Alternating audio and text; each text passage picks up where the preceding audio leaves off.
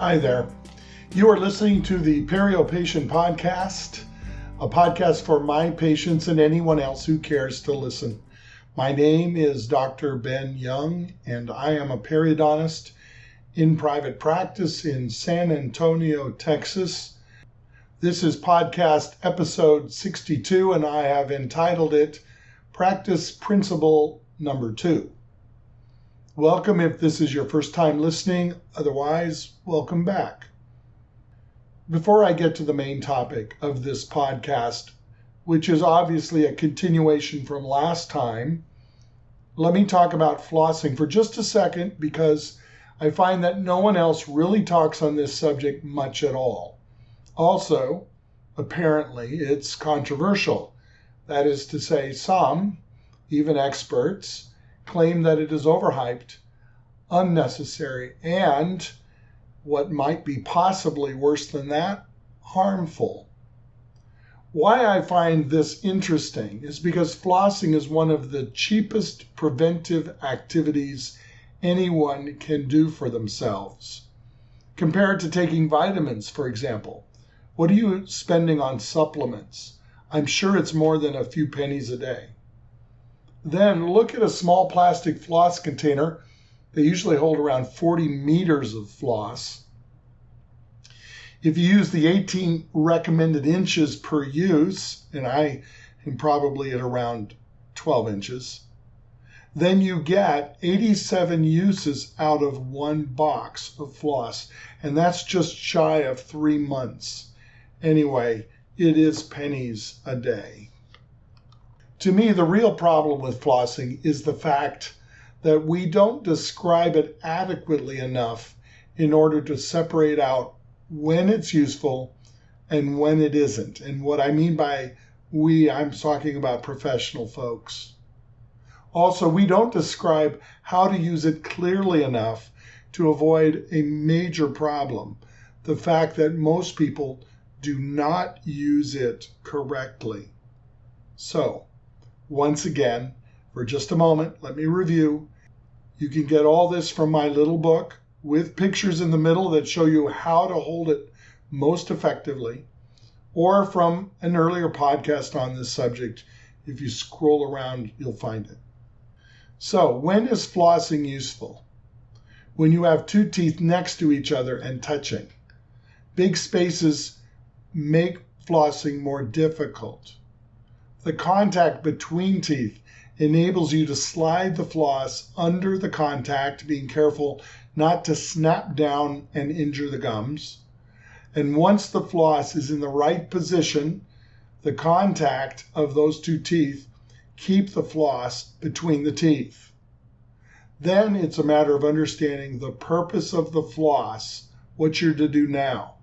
And that is you're scraping the sides of the two teeth up and down.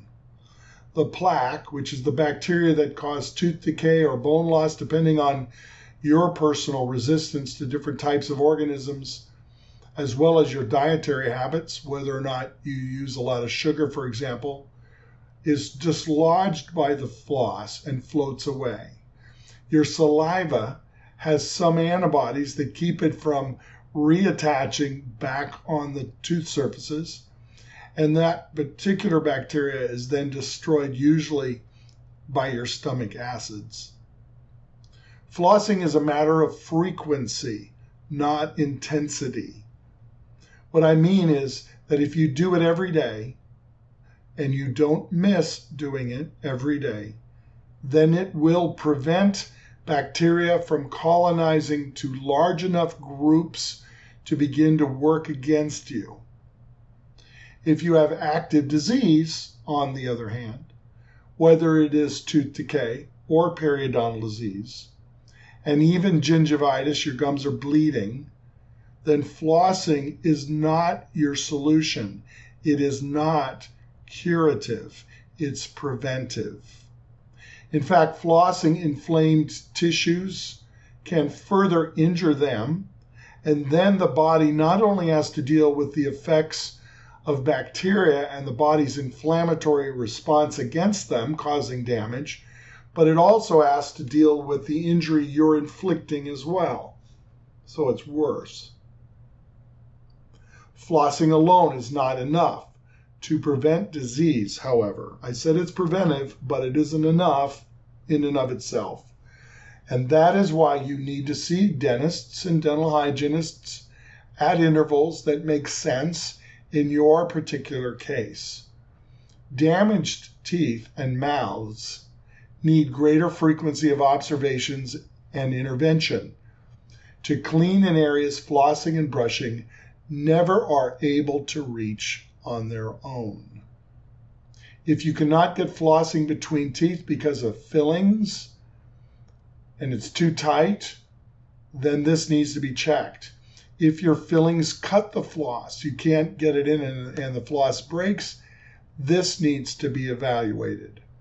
If the contact between teeth is open, then it may be helpful to have a dentist close this contact by improving the fillings or whatever is necessary to make flossing easier and to keep food from lodging too easily between teeth. This is not to say that we don't all get food, like corn on the cob, for example, between our teeth, but if you have a problem area, you know exactly what I mean. Finally, how to hold the floss. Most people hold the floss wrapping it around their first fingers. This is a problem. The floss is wrapped a few times around the middle fingers of both hands between the two knuckles. This leaves your first fingers and thumbs free to manipulate the floss. If you have trouble with this, floss holders are an option, but I find that flossing with my hands is easier than working with floss holders. This is because over just a little bit of time, a little bit of practice, this process becomes simple. What kind of floss should you use? Whatever you like is my answer. If you have a complicated mouth with bridge work and dental implants, you might try what is called super floss, and it's produced by the company Oral-B. Just remember super floss, just search it. This also works well for people with braces.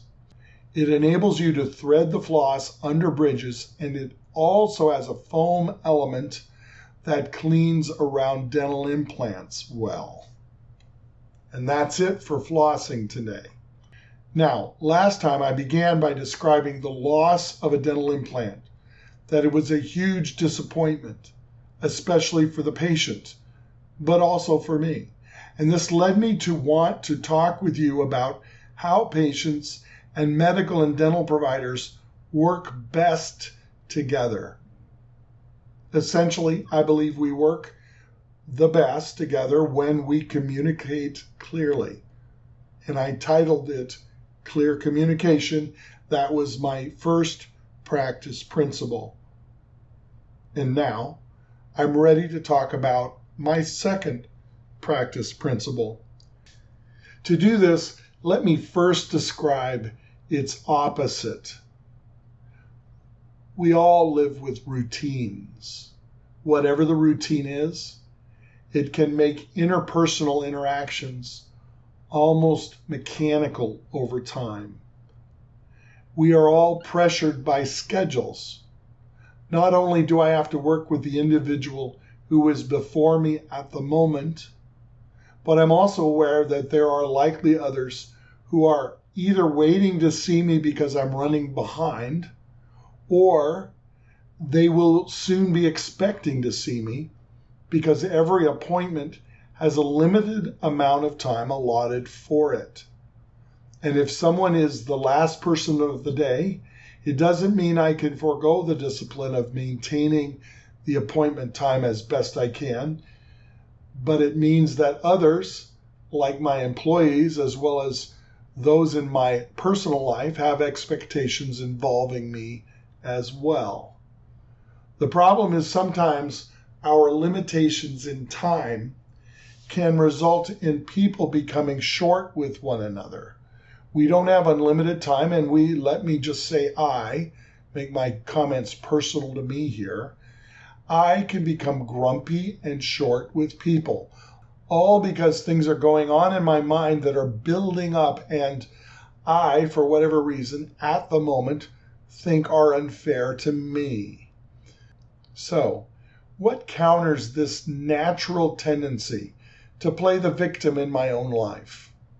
How can I not fume at every stoplight or slow driver who happens to be in front of me?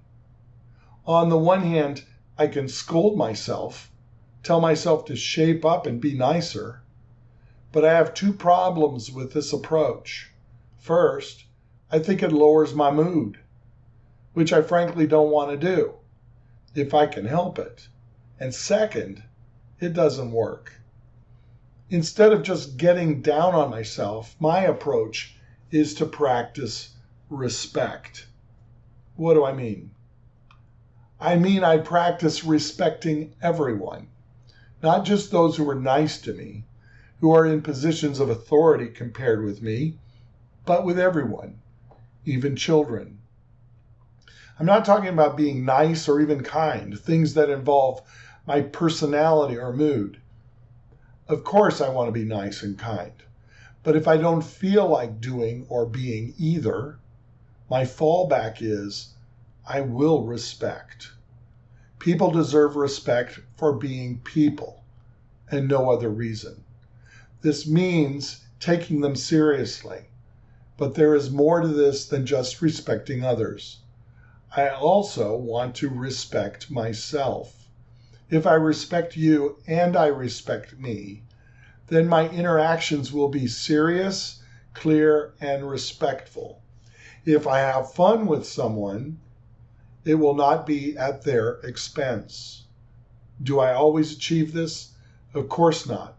But when I don't, by practicing respect, my path becomes clear. I know I need to apologize. Over time, by practicing respect, I find that people are able to trust me more because I try not to operate on any superficial level of manipulation. So now, let me go back to the schedule. When I respect people, I find myself quicker to letting folks know when I am running behind. I give people options to reschedule because if I'm in the middle of an important procedure, I will strive to continue to do it to the best of my ability without cutting corners. Later, after the dust settles, I and my team can discuss how we might do it better in the future. Respect is a discipline.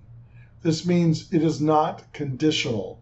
If someone disrespects me, or I feel I am being disrespected, it does not give me license to disrespect back, because to do so is to violate myself and my own principles. Again, am I always successful? Absolutely not. But I find over time, with a lot of work, I can improve in this area. Finally, in order to help anyone else who listens to me here and thinks for a second that mastering the ability to respect others as a principle is easy, I want you to know that I am a strong and practicing believer in 12-step programs like Alcoholics Anonymous and Al-Anon. This is a huge topic all to itself, but one of its most important elements to me is that it gives me opportunities to learn from and work with others who are striving to recover from failures in their own lives. Within this context, much of what I and my good friends struggle with can be shared confidentially, thus the word anonymous in the title, and through this process we are all able to go back into life and manage things at a much healthier level. Next time, I'd like to get into my final practice principle. This has been the Perio Patient Podcast, and I am still Dr. Ben Young. If you like this podcast, feel free to like and share. Also, if you have questions, don't hesitate to drop me a line. Thanks for listening. Let's talk again soon. Bye for now.